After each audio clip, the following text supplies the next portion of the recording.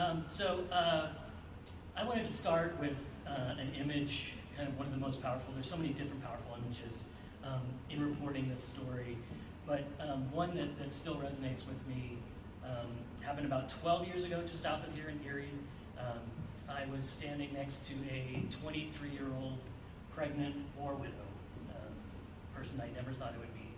A few hours, or actually a day earlier, this man had knocked at her door and told her that her husband had been killed in Iraq.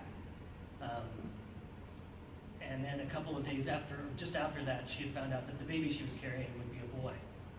And so I was there in her living room, and she was holding this baby blanket and telling me its story.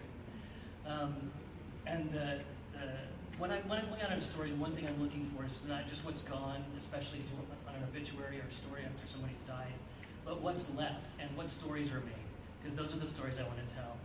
And so Kathy told me the story of this baby blanket, which was that when she was originally supposed to not be able to get pregnant, and then they found out that she was pregnant, and she started knitting all kinds of things for the baby, little baby buoys and baby blankets and things. And then they found out that Jim, Kathy, her husband, had to leave to go to Iraq. But he knew that he wouldn't be back in time to see the baby born, because his deployment would take him over there for too long. But he wanted to leave his child something. So that night before he left, he slept with the baby blanket that Catherine had knitted, because he told her he wanted his child to know how his father smelled. And for me, that was the moment that I needed. You think of these Marines, running and breaking down doors and shooting people, and they do that. They do it very well. But those kind of human moments that bring the war and bring the Marines and turn them into real people, that's really what I realized my goal was in this whole story. And so that was the lead of my story the next day. The soft blue-green baby blanket still smells like Second Lieutenant James Jim Cathy, which is the kind of lead you want, not America lost another hero yesterday. Just give some one of these leads that you can just create and kind of on your way over there, some generic thing. You want to be able to hold and feel these stories, and that was really my goal. And so I asked Catherine. At this point, we've been following Major Beck, who was the casualty assistance officer from Buckley Air Force Base, who he and his Marines there were saddled with, not only training Marines to go to Iraq, but also to, once one of them was killed, knocking on that family's door and telling them the worst news that they could ever imagine. So I asked to follow him, and he allowed me to, and he let me into all of these families' homes, including Catherine Cathy's. So I asked her if we could follow her along as she brought her husband back home. And initially she was kind of reluctant, but I did something that I don't think not enough journalists do, which is trust your source. And I told her, look, Catherine, you're in control here. If you ever feel like we're too close to you, like that we get, if we're in a place where we shouldn't be emotionally, all you have to do is just wave at us, look at us funny, and we'll disappear. By we, I mean Todd Heisler and I, the photographer who was with me. And she kind of thought it over, and she said, okay, yeah, I guess people really do need to see this. So I do want you there. I want you there in the limousine when we come and bring Jim home in a couple of days. So we flew to the airport to Reno with her. And we actually were there as, this is on the runway at the Reno airport. You can see the hearse right next to her. And she actually put her parents in the hearse because she wanted her friends and Todd and I to be in the limousine with her. So it's just her two girlfriends, and Todd and I are just kneeling on the floor here, and we didn't say a word. We just listened, and that scene actually ended up being the lead of my story. So this is what I wrote that night. I think most of this I wrote that night. Inside a limousine parked on the airport tarmac, Catherine Cathy looked out at the clear night sky and felt a kick. He's moving, she said. Come feel him. He's moving. Her two best friends leaned forward on the soft leather seats and put their hands on her stomach. I felt it, one of them said. I felt it. Outside, the whine of jet engines swelled. "Oh, sweetie," her friend said, "I think this is his plane." As the three young women peered through the tinted windows, Catherine squeezed a set of dog tags stamped with the same name as her unborn son, James J. Catley. "He wasn't supposed to come home this way," she said, tightening her grip on the tags that were linked by a necklace to her husband's wedding ring. The women looked through the back window, then the 23-year-old placed her hand on her pregnant belly. "Everything that made me happy is on that plane," she said. They watched as airport workers rolled a conveyor belt to the rear of the plane, followed by 6 solemn Marines. Catherine turned from the window and closed her eyes. "I don't want it to be dark right now. I wish it was daytime," she said. "I wish it was daytime for the rest of my life. The night is just too hard." Suddenly, the car door opened. A white-gloved hand reached into the limousine from outside. It was the same hand that had knocked on Catherine's door in Colorado 5 days earlier. The man in the deep blue uniform knelt down to meet her eyes, speaking in a soft, steady voice. "Catherine," said Major Superbeck, "it's time." So, hold on just a second. I have a couple of, I wanted you to hear some of these photos in their own words, which were put together by Todd and Sunny Doctorian, from our multimedia experts. Oops, so I'm having trouble here.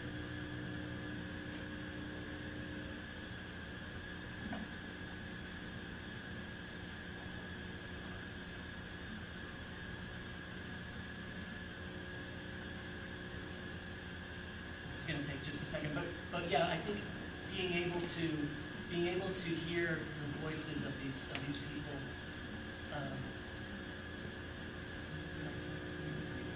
Okay, this'll.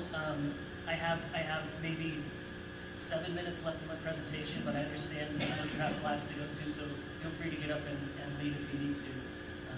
Here we go.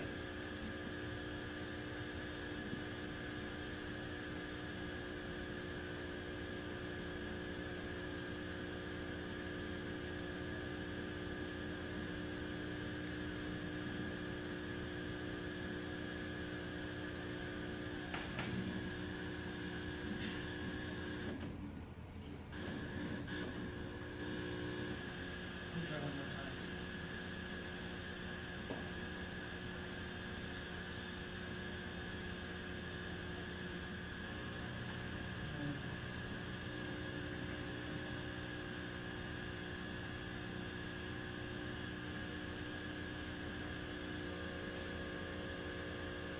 We give it one more try. If not, that's totally fine.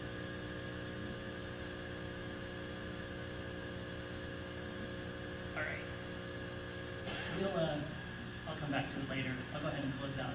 I'll try and get it later.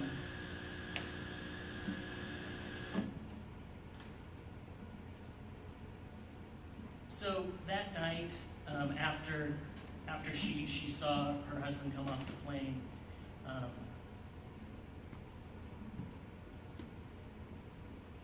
she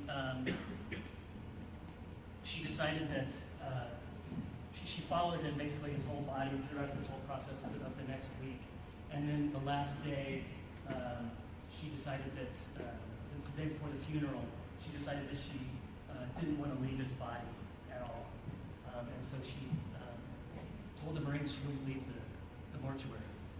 And so they found a mattress for her, and they put her up right underneath his casket here in the mortuary.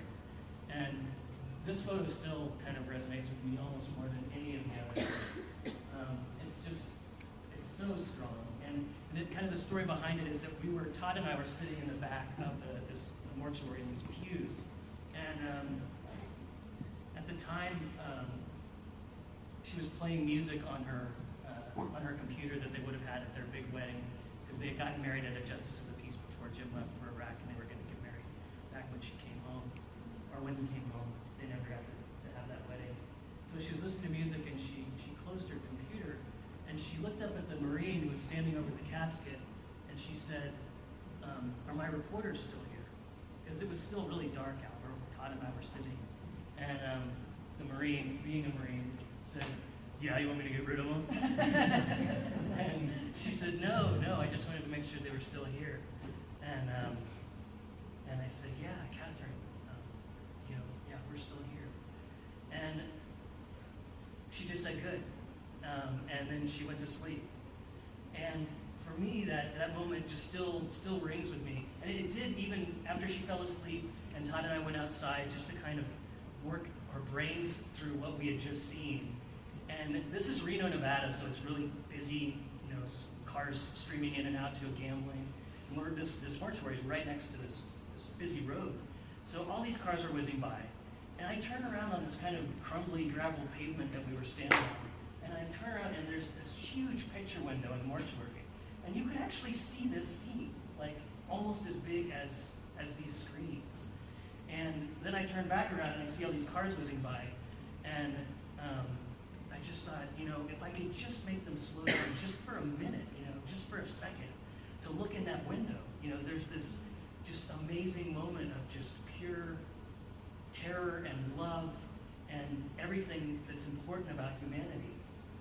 And yet they wouldn't stop. And so that's when it kind of reminded me of Catherine saying, are my reporters still here?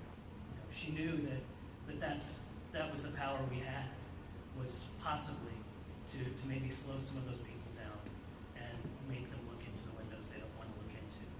And that's something as reporters is one of the best things we can ever do.